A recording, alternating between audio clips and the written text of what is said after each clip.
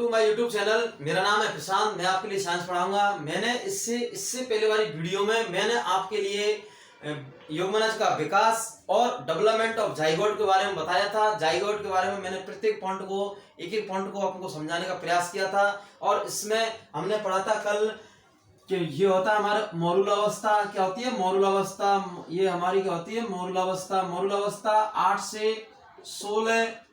से 16 ब्लास्टोमियर अवस्था होती है। और यह ब्लास्टुला में जाकर इसका निर्माण किसमें होता है? ब्लास्टुला में। आगे जाकर ये ब्लास्टुला का निर्माण करती है। किसका निर्माण करती है? ब्लास्टुला का। ये हमारी ब्लास्टुला अवस्था होती है। कौन? मौरूला अवस्था। ये हमारी ब्लास्टुला अवस्था होती है। ये वाली हमने पढ़ा था। इसमें ये कौन सी अवस्था है? ब्लास्टुला। ये हमारी अवस्था है ब्लास्टुला। और ये हमारी कौन सी अवस्था है? मौरूला।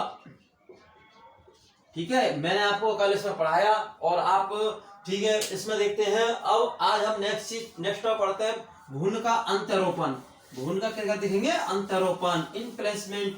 ठीक है, अब इसमें हम देखते हैं भ्रूण का अंतरोपण किस प्रकार से होता है। अब हम देखते हैं युग्मनज की कोरक फुटी अवस्था। किसकी? युग्मनज की कोरक फुटी अवस्था गर्भाशय की एंड्रोमीटियम भित्ति में। किसमें? मैंने पढ़ा था युग्मनज की कोरक फुटी अवस्था। किसकी? कोरक फुटी अवस्था गर्भाशय की एंड्रोमीटियम से जुड़ जाती है और इस प्रकार को हम अंतरोपण कहते हैं। हमारी युग्मनज की कोरक फुटी अवस्था क्या अवस्था? कोरक फुटी अवस्था गर्भाशय की एंड्रोमीटियम। किसमें? गर्भाशय की एंड्रोमीटियम में जुड़ जाती है। किसमें? गर्भाशय की एंड्रोमीटियम जुड़ जाती है। इस प्रकार को हम क्या कहेंगे? अंतरोपण कहेंगे। और ये अंतरोपण निषेचन के फर्टिलाइजेशन के बाद के 6 या 7 दिन के पश्चात प्रारंभ होता है। किसके?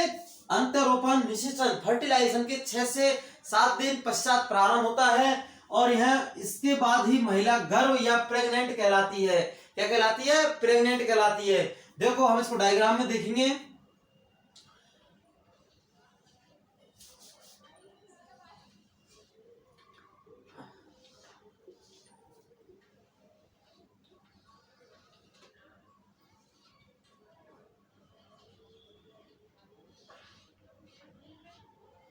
ये हमारा क्या होता है? अंडाशय। ये कौन सा भाग है? अंडाशय। ये हमारा है अंडवाहिनी। क्या है? अंडवाहिनी। हमने निश्चय पढ़ा के हमारा। और ये वाला भाग है गर्भाशय। क्या है? गर्भाशय। ये वाला भाग है गर्भाशय। यूट्रस क्या कहलाता है? यूट्रस गर्भाशय। हमने देखा अंडाशय से जब अंडाणु का निर्माण होता है तो यह अंडवाहिनी में नलिका में धीरे धीरे आगे बढ़ता है और गर्भाशय और यहां से शुक्राणु।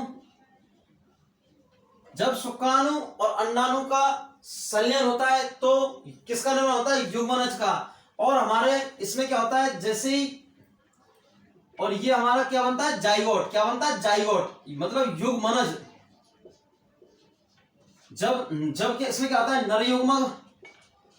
क्या? नर युग्मक व प्लस मादा युग्मक। मादा युग्मक। देखो नर युग्मक और मादा युग्मक दोनों मिलकर एक युग्मनज का निर्माण करते हैं। किसका? युग्मनज का। युग्मनज का क्या करते हैं? निर्माण। नर युग्मक और मादा युग्मक मिलकर किसका निर्माण करते हैं? युग्मनज का। और जब ये हमारे शुक्राणु होते हैं और ये हमारे अंडाणु होते हैं, अंडाशय से अंडाणु का निर्माण होता है और यह निषेचन की प्रक्रिया अंडवाहिनी के अंदर होती है। किसमें होती है? अंडवाहिनी में। और जब ये युग्मनज कोरकपुटी अवस्था में, जब हमारा युग्मनज होता है नहीं, वो कोरकपुटी अवस्था में गर्भाशय की एंड्रोमीटियम। किसमें? गर्भाशय की एंड्रोमीटियम में रोपित होता है। क्या होता है? रोपित या जुड़ जाना, अंतरोपण। और इस प्रक्रिया को हम कहेंगे अंतरोपण।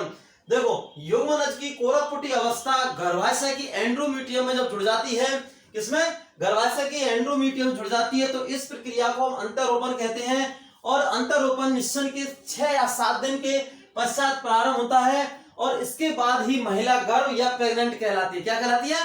प्रेग्नेंट। हम देखते हैं निषेचन की प्रक्रिया तो हमारी क्या होती है? अंडवाहिनी के अंदर। लेकिन हमारा जो कोरकपुटी गर्भाशय की एंडोमेट्रियम भित्ति में रोपित होती है, क्या होती है, रोपित, और इसी को हम अंतरोपण कहते हैं। क्या कहते हैं, इस प्रक्रिया को हम अंतरोपण कहते हैं। कौन सी प्रक्रिया को, इस प्रक्रिया को हम अंतरोपण कहते हैं। और हमारी निषेचन की प्रक्रिया अंडवाहिनी या फैलोपियन नलिका के अंदर होती है।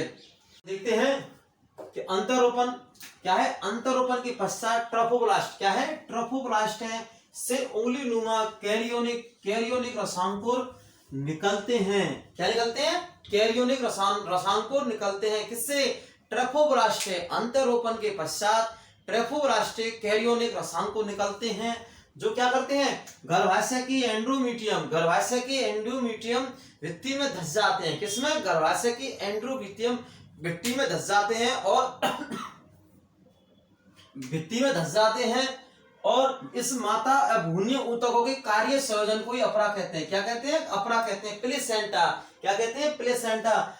भ्रूणीय ऊतकों के कार्य संयोजन को, माता और भ्रूणीय ऊतकों के कार्य संयोजन को क्या कहते हैं, हम प्लेसेंटा कहते हैं। अब देखते हैं हम अंतरोपण के पश्चात ट्रोफोब्लास्ट अवस्था। कैसी अवस्था, ट्रोफोब्लास्ट अवस्था से उंगली नुमा कैरियोनिक रसांकुर निकलते हैं, जो गर्भाशय की एंडोमेट्रियम में, किसकी में, गर्भाशय की एंडोमेट्रियम में के भीतर धस जाते हैं। देखो ये हमारा, हम देखते हैं इसमें, ये हमारा क्या है, गर्भाशय। क्या है, ये हमारा गर्भाशय। ये वाला हिस्सा हमारा क्या है, गर्भाशय। कौन सा हिस्सा है, गर्भाशय। ये जो हमारा हिस्सा है गर्भाशय है, ठीक है। कौन सा हिस्सा है, गर्भाशय।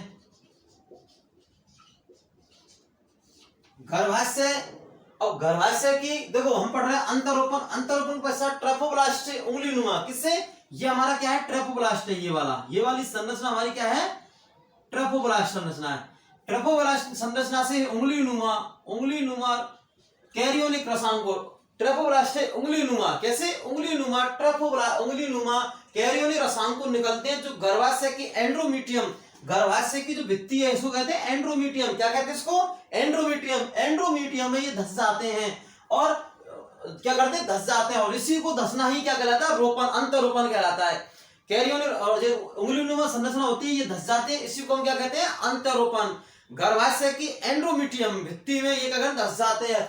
और फिर इस माता और भ्रूणीय ऊतकों के कार्य संयोजन को ही हम अपरा कहते हैं। क्या कहते हैं, इस माता भ्रूणीय ऊतकों के कार्य के संयोजन को हम अपरा कहते हैं। क्या कहते हैं, प्लेसेंटा। क्या कहते हैं, प्लेसेंटा से भ्रूण के लिए माता द्वारा पोषण, हानिकारक अपशिष्ट पदार्थों का आदान प्रदान, और भ्रूण को क्या मिलता है, पोषण मिलता है अपरा के द्वारा। प्लेसेंटा के द्वारा भ्रूण को माता से क्या मिलता है, पोषण, अपरा। अब हम इसमें अपरा पढ़ेंगे, अपरा क्या पढ़ेंगे, अपरा, प्लेसेंटा। तो प्लेसेंटा अपरा के क्या पढ़ेंगे इसमें हम